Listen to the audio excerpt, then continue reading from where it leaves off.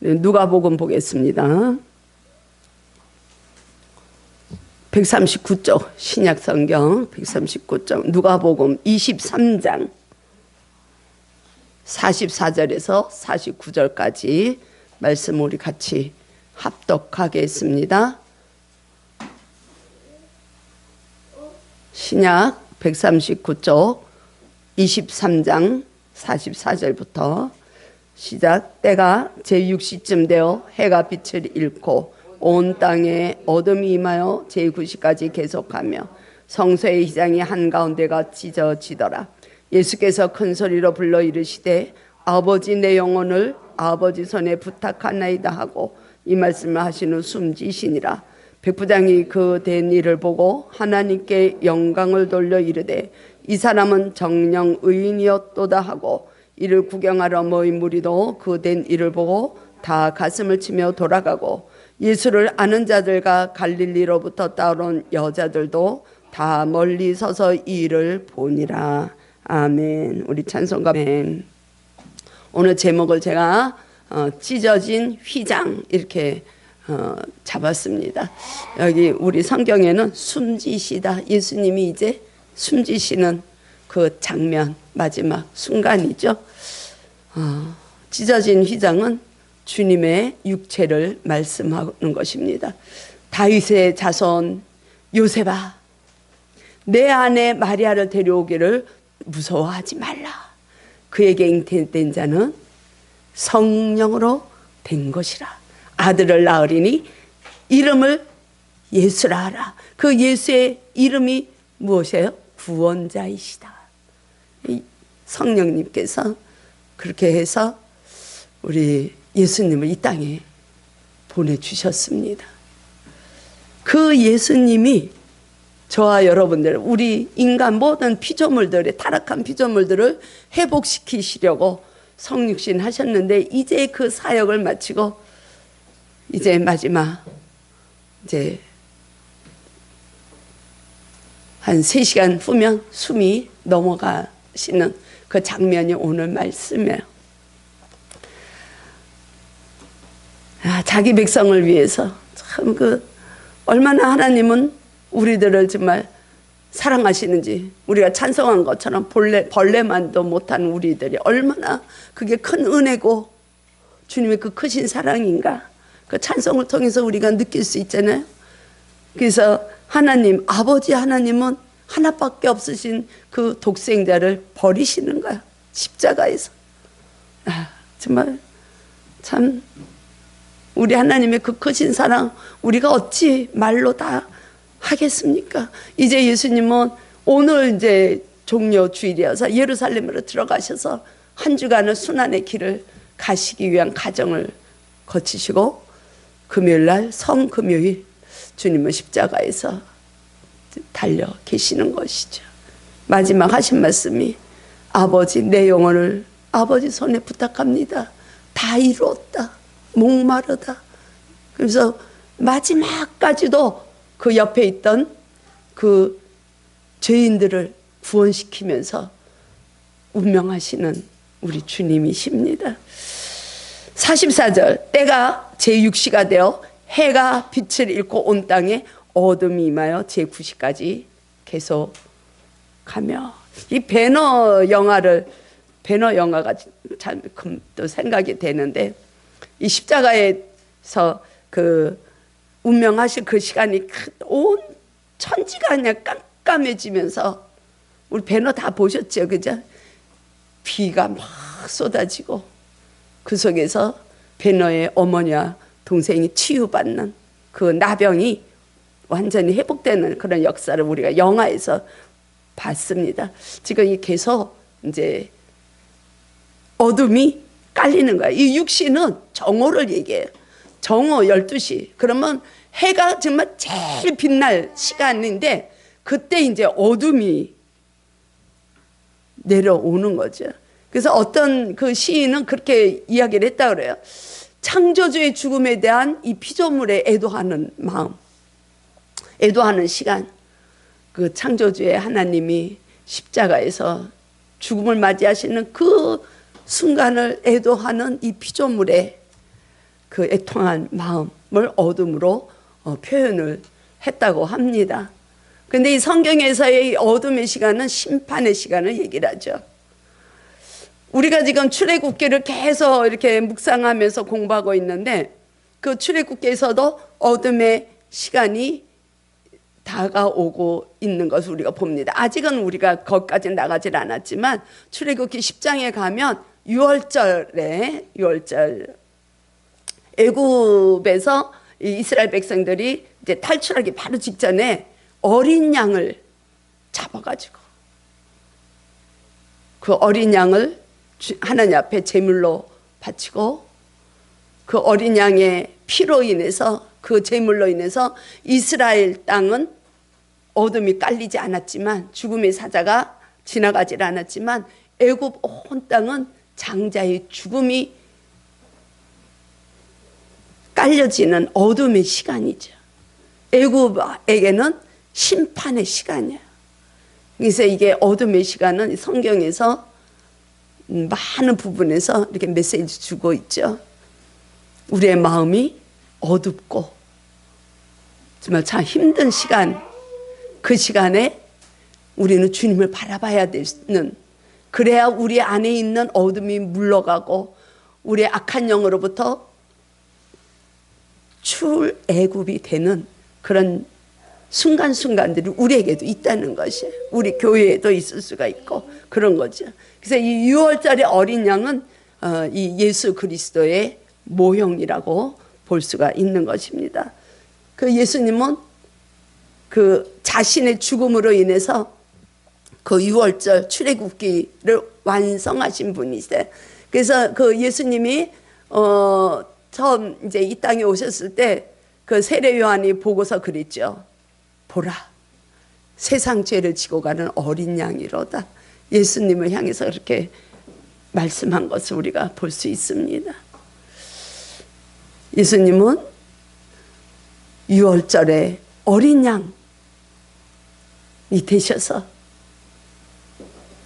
우리가 애굽에 있었던, 하나님을 알기 전에 정말 죄와 허물에 있었던 우리들을 죄악 가운데서 해방시키신 그 주님의 보혈, 그 보혈을 믿기만 하면 누구든지 하나님의 자녀가 되는 권세를 얻었다. 이렇게 요한 사도는 말씀해 주고 있습니다. 우리 모두는 예수 그리스도의 보혈을 의지해서 이 자리까지 온 자들이고, 또 우리가 먼저 이 자리에 와 있는 거는 또 우리의 사랑하는 형제 자매들, 가족들, 주님의 그 복음의 자리로 올 수 있도록 또 우리가 보내심을 받는 것이죠. 그래서 저와 여러분들은 죽음의 권세로부터 온전하게 해방되었음을 믿습니다. 우리 자신의 공로가 아니라 거룩하신 그리스도의 보혈, 그걸 믿음으로 우리는 죽음의 사망의 권세에서 일어난 자유함을 우리는 얻고 있습니다. 그래서 우리는 다음 주에는 그 소망에 찬 그 찬양을 이제 부르는 날이 될 것입니다. 그래서 어둠이 이렇게 계속되고 있는데 휘장이 찢어지는 사건이 45절에서 나오죠. 성소의 휘장이 한가운데로 찢어졌다고 45절에서 말씀해 줍니다. 이 휘장은 이제 그 하나님이 이스라엘 백성들이 이제 제사 지내고 예배 드릴 수 있는 그 이제 성막을 얘기하는데, 성소와 지성소가 있어요. 그래서 그 성소와 지성소를 구별하는 그 이제 구별해서 이렇게 쳐져 있는 그 휘장, 그 두 겹으로 되어 있어요. 그래서 지성소 쪽에 있는 그 휘장이 찢어지는 걸 얘기하는 거야. 그래서 히브리서 이제 9장 3절에서 보면 둘째 휘장이 그 지성소 안에 있는데 그 휘장이 찢어졌다, 이렇게 얘기를 하고 있습니다. 그래서 히브리서 기자는 히브리서 10장 19절 20절에서 그렇게 말씀을 하고 있습니다. 히브리서 한번 찾아볼까요? 좀 뒤쪽으로 가서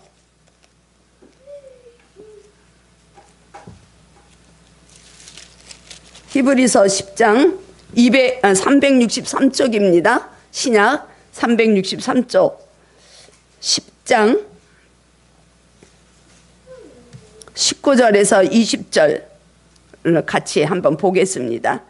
형제들아, 우리가 예수의 피를 힘입어 성소에 들어갈 담력을 얻었나니 그 길은 우리를 위하여 휘장 가운데로 열어놓으신 새로운 살 길이요 휘장은 곧 그의 육체니라. 예수님이 십자가에서 못 박히시고 돌아가실 때 그 순간에 이 성소에 있는 그 휘장이 찢어졌는데 그게 예수님의 육체라는 것을 히브리서 기자가 말씀을 해주고 있죠. 그래서 이 구약 시대에는 그 하나님 앞에 나갈 때 그냥 그 짐승들의 그 순수한 어린 짐승들로 인해서 제물이 되어졌지만 이제 예수님은 십자가에서 온전히 단 한 번의 십자가를 지시고 죽으심으로 우리가 하나님 앞으로 나갈 수 있는 새로운 살 길이 열렸다. 이렇게 히브리서 기자는 증언해 주고 있습니다. 그래서 지금은 우리가 짐승으로 인한 제물은 바치질 않죠. 예수님이 그걸 다 감당하셨기 때문에 예수님의 단 한 번 죽으심으로 영원한 대제사장이 되셔서 이제는 우리가 하나님 앞으로 나갈 수 있는 길을 열어놓으신 거예요. 새로운 길, 생명의 길이라는 것입니다. 영광의 길이고, 그렇죠? 그래서 예수님의 십자가를 그 보혈을 믿고 구원을 받았다고 고백하는 자들은 언제나 주님 앞으로 나갈 수 있는 자유함이 있는 것입니다. 우리가 일터에 있든지 가정에 있든지 또 이렇게 성전에 나와서 예배를 드리든지. 그래서 이 바울이 그렇게 얘기를 하잖아요. 너의 마음이 성전이지 않냐. 삶 속에서 너희들은 거룩한 예배자가 되어야 된다는 거예요. 그러니까 우리가 가정에 있든지 일터에 있든지 주부든지 회사원이든지 어느 곳에 있든지 우리는 직접 예수의 이름으로 하나님 앞에 나갈 수 있는 우리 그 권세가 우리에게 있는 것입니다. 아멘. 우리 주님을 찬양합니다. 그 주님을 어떻게 찬양하지 않을 수가 없어요. 제가 얼마나 감사하고 얼마나 우리의 그 사랑해 주시는 그 마찬가지로 6월절에 그 어린 양의 죽음으로 인해서 이스라엘 백성들이 출애굽하고 어디를 건너가요? 홍해를 건너가잖아요. 홍해가 갈라지는 거잖아요. 홍해가 갈라져요. 그래서 그 길을 갈 때에 세례를 받았다 이렇게 얘기합니다. 바닷속에서 이미 죽은 자들로 인정을 하는 거예요. 그래서 그들이 이제 새로운 그 살길이 열려지는 거예요. 홍해가 찢어지면서 양쪽으로 찢어지면서 그 길로 지나갈 때 구원의 역사가 임하는 거예요. 그래서 하나님과 동행함으로 가나안의 약속의 땅까지 가는 것을 우리가 볼 수 있습니다. 예수님은 자기의 육체를 찢으시고 모든 걸 쏟아내셔서 우리에게 생명의 떡이 되셨어요.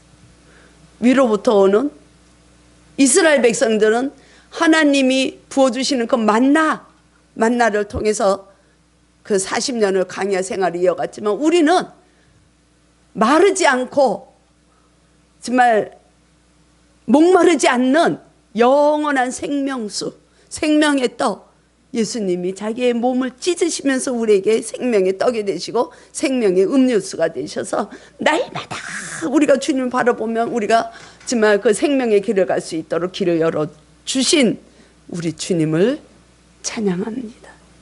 할렐루야. 참 감사하죠? 감사해요. 그래서 이 고난주간 사순절 그냥 이렇게 너무 우리가 심각하게 보낼 필요가 없어요. 그 안에서 주님의 사랑을 막 우리가 겪으면서 가면 얼마나 더 은혜가 되고 슬픔보다는 고난보다는 예수님은 어차피 그 고난을 감당하시기 위해서 그냥 오신 거예요. 목적이 그거예요. 왜 예수님이 이 땅에 오셔야만 됐는가? 죽으시기 위해서 오신 거예요. 예수님이 안 오시면 우린 구원이 없으니까. 구원의 길이 열려지질 않기 때문에 오시는 것이죠.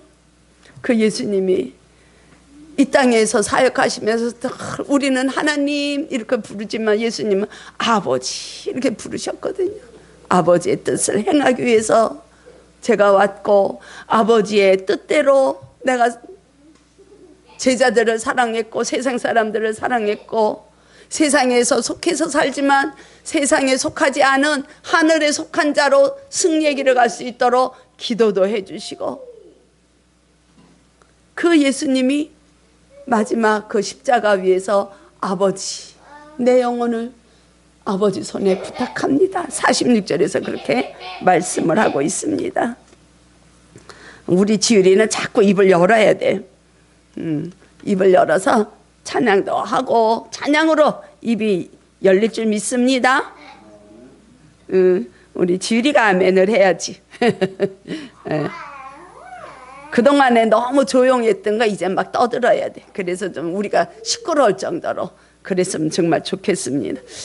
그래서 46절에 보면 예수께서 아버지 내 영혼을 아버지 손에 부탁합니다 이 말씀하시고 숨지셨다 이렇게 돼 있어요. 예수님이 그 세례 요한에게 이제 그 세례를 받고 물 위로 올라오실 때 하늘에서 소리가 났죠. 내 사랑하는 아들이요, 내가 기뻐하는 자다.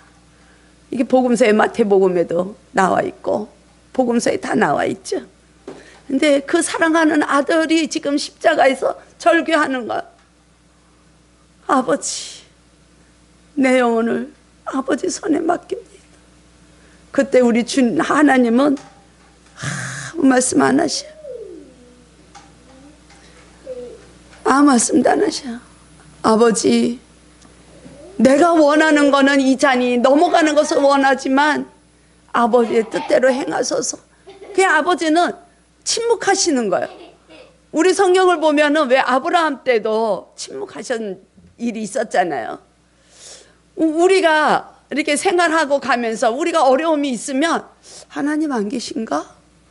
아니 보이지도 않고 손에 잡히지도 않고 하나님이 계시긴 계신가? 우리가 그런 생각들을 하죠. 이 사랑하는 아들이 그 절규하는 그 순간에 이 아버지의 마음은 어땠을까? 아버지의 마음은 찢어지는 듯이 정말 너무 힘드셨겠지만 그것을 보고 있을 수밖에 없는 거예요. 왜?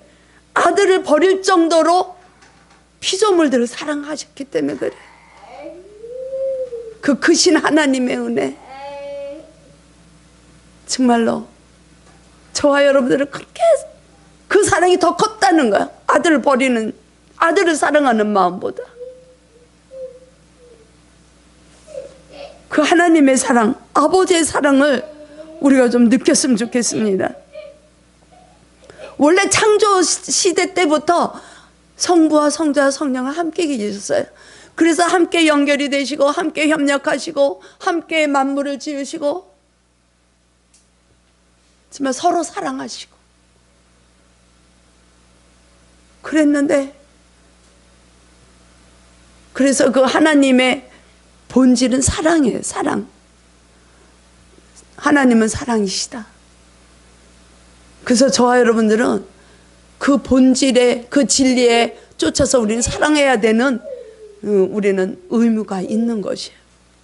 내가 사랑하고 싶어서가 아니라 내가 사랑할 수 없는 자라도 하나님이 아들을 버리시기까지 우리를 사랑하셨고 그 아드님도 하늘의 영광보좌를 다 버리시고 아버지 뜻에 순종하셨어요. 왜? 저와 여러분들을 새로운 살 길로 생명을 주셔서 인도하시고 영원한 생명을 주시기 위해서 아드님도 겸손하게 아버지의 뜻을 받아들이시고 십자가를 지시는 것입니다. 침묵의 시간은 우리에게는 힘들 수가 있어요. 내가 교회 나와서 이렇게 열심히 정말 아버지 뜻, 하나님의 뜻을 이루어 드리려고 이렇게 열심히 내가 교회 생활을 하고 믿음 생활을 하는데 왜 이런 어려움이 우리 가정에, 우리 교회에, 왜 나에게 이렇게 닥쳤을까 생각하고 캄캄할 때가 있어요. 사망한 골짜기에, 우리가 음침한 골짜기에 나락에 떨어질 때가 있어요.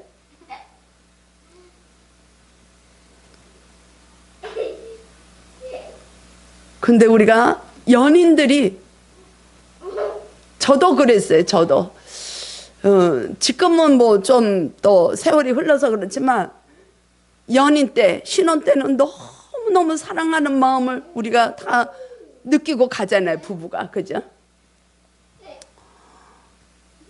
그래서 저도 이제 신혼 때는 이렇게 자면 우리 남편이 800개를 참 많이 해줬어요. 800개를 해주면 한쪽은 어떻게 돼요? 우리가 팔을 베고 눕게 되면 이 밑에 있는 손은 보이질 않아요. 그죠? 이렇게 안아주는 팔만 보이게 되죠. 그랬다고 내 남편이 없는가? 그게 아니라는 거야. 그 침묵의 시간이 그 시간인 거야.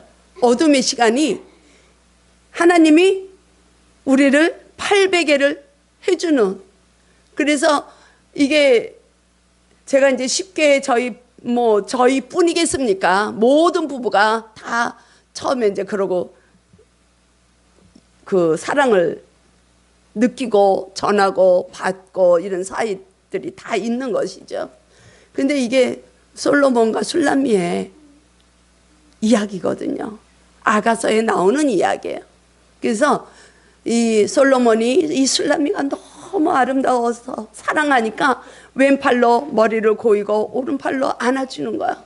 근데 이 솔로몬은 그리스도를 얘기하는 거거든요. 술람미는 우리들을 얘기하는 거예요. 성도들을 비유해서 얘기하는 거야. 그래서 주님이 우리가 힘들 때, 우리가 어둠의 시간이 있을 때, 우리가 절망스러울 때 주님의 왼팔이 우리의 머리를 고이시고 오른팔로 우리를 안아주신다고요.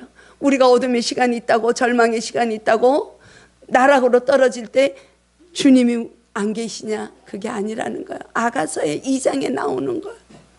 그 사랑 이야기가. 그런 거 같죠? 네, 그래요. 맞아요.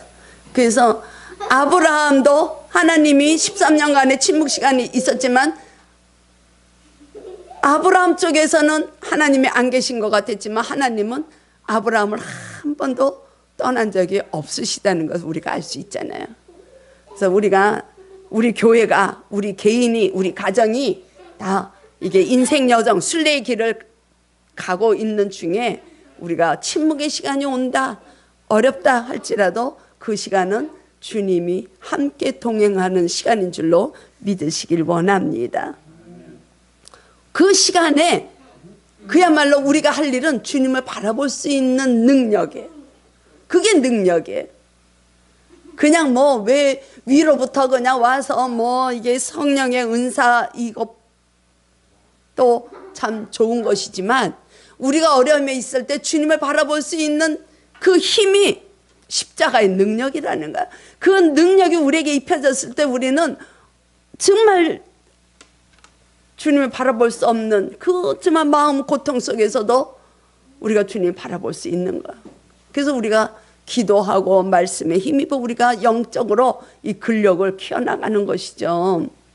그럴 때 주님이 말씀하시는 걸 우리는 깨달을 수가 있어요.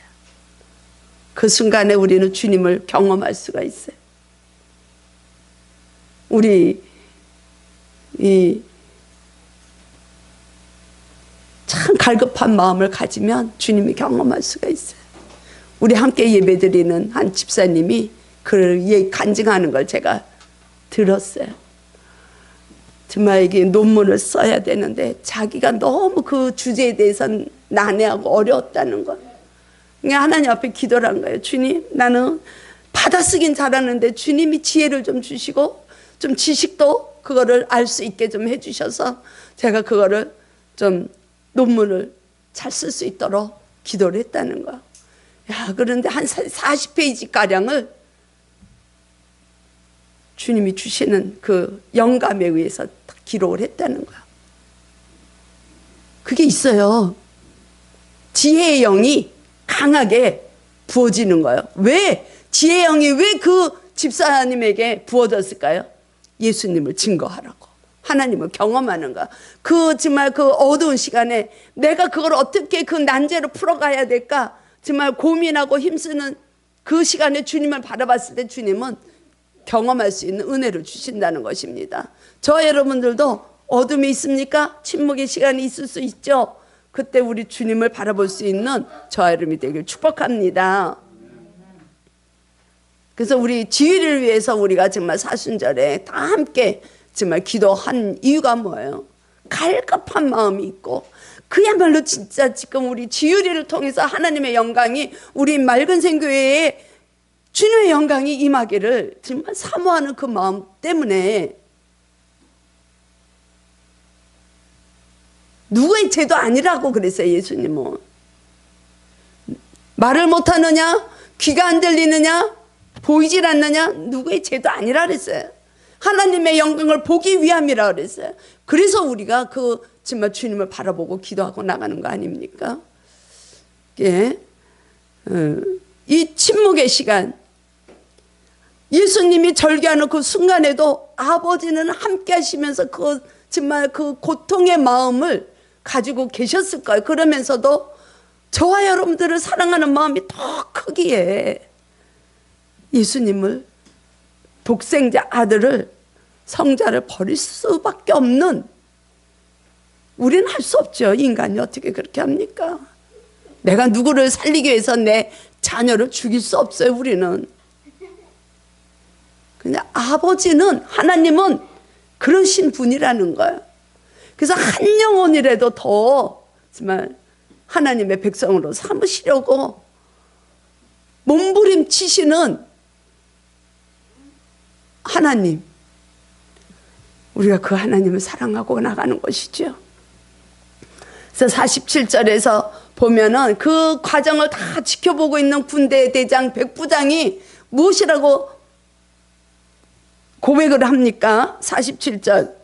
백부장이 그된 일을 보고, 예수님이 이제 십자가에서 매달리면서 숨지시기까지의 그 과정을 보면서 백부장이 고백해. 이 백부장은 유대인이 아니에요. 로마 군대 백부장이니까 이방인이에요. 최초로 고백을 하는 거예요. 하나님께 영광을 돌리는 거예요. 유대인의 왕으로 오셨는데도 불구하고 유대인들은 그 왕을 죽였어요. 자기네 마음에 안 맞아서. 그러나 이 이방인의 백부장은 참말로 이 사람은 진짜 의인이다, 이렇게 고백을 하고 있습니다. 의인은 예수 그리스도 한 분이에요. 의인은 죄가 없으신 분. 그러나 예수님의 공로로 인해서 저와 여러분들은 의인처럼 살아가는 거지요. 의인이다 하고 인정해 주시는 거죠. 의인은 예수님밖에 없어요. 그러나 이 예수님이 탄생하는 것을 기다리는 그 이스라엘의 시몬이라는 제사장이 있어요. 또 세례 요한을 낳았던 그 엘리사벳 부부, 다 성경에서는 의로운 자라고 이야기를 합니다. 그러나 거기서 이야기하는 의로움은 그리스도의 공로로 인한 의로움이에요. 예수님의 의로움하고는 다른 거예요. 경건한 삶. 예수님의 의로우심은 명사예요. 의인.